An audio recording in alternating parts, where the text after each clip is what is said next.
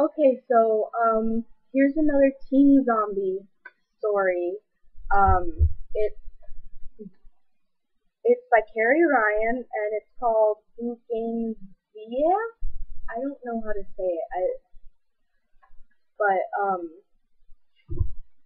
it's this is more of the way of traditional zombies, um, and it's uh, there are basically two kinds of zombies. The really slow zombies, and then the faster zombies. And um, it's about a girl who's the daughter of a businessman who took over this island at the beginning of the whole zombie apocalypse, and he made this safe haven. And so, um, what happens is um, basically her father has been ruthless and he just banishes people from the island for basically no reason. Like he banishes this boy and grandfather because um, the grandson won't play with his daughter. And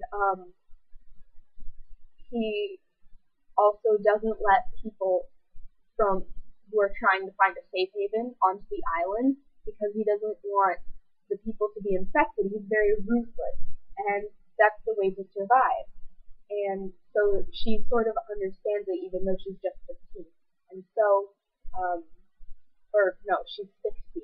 Sorry, it starts off talking about her 15th birthday, and so um, basically this boy is washed up on the island, and she decides to let him live. She's just like, okay, go and hide in those caves. There are supplies, and then you can make it through to the other side, and you can like get to land or something like that.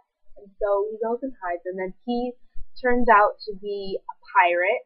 And what pirates do is that they will take prisoners and they will infect them to be the fast moving sort of zombies and then kill them immediately so they don't turn into the slow moving zombie, and then they will use them as weapons and tools. And so he lets his people on, and then he infects people in on her plantation on the island, and it's this big elaborate plot so that he can save her, so that he can be in control of the island because he wants to kill her father, and then her father's men will follow her, and because he is taking care of her, then he will be in charge.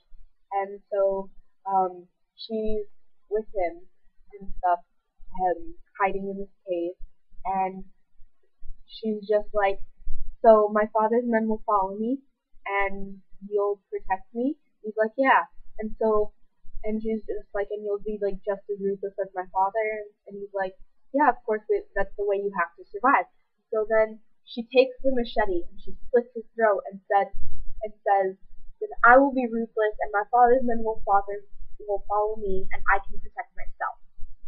And that I thought she was going to fall in love with him. And then I know a bunch of girls always love the whole, ooh, it's the bad guy. I love that. But this was the best ending.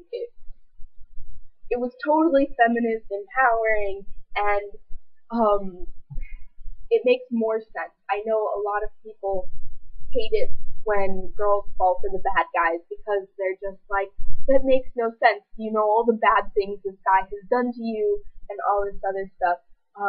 It's true. This guy killed her father and killed her caretaker, who was her only companion, and all this other stuff. Um, and so she's just like, no, I can be an adult. I can do this on my own. And that's how it ends. And I'm just it was pretty good.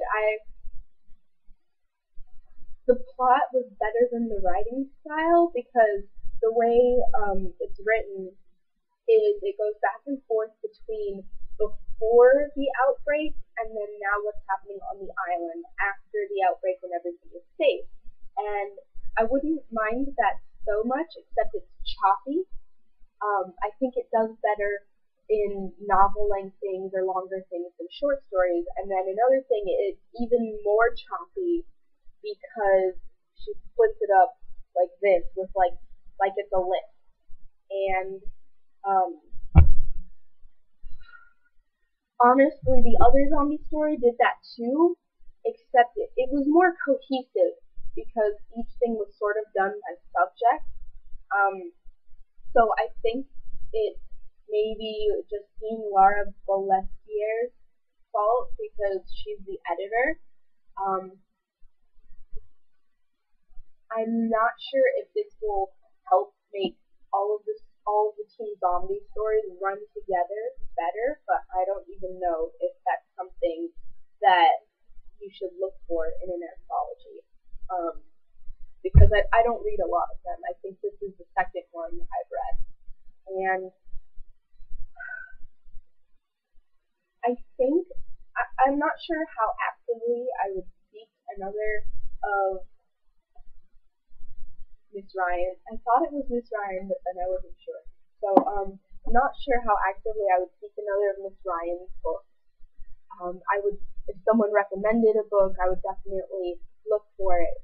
I guess if I saw another one and the back was really interesting, I would definitely check it out. Um, but I'm not going around going, oh my gosh, she's my new favorite author or something. So that's that story, and I will get back to you guys when I've read another one.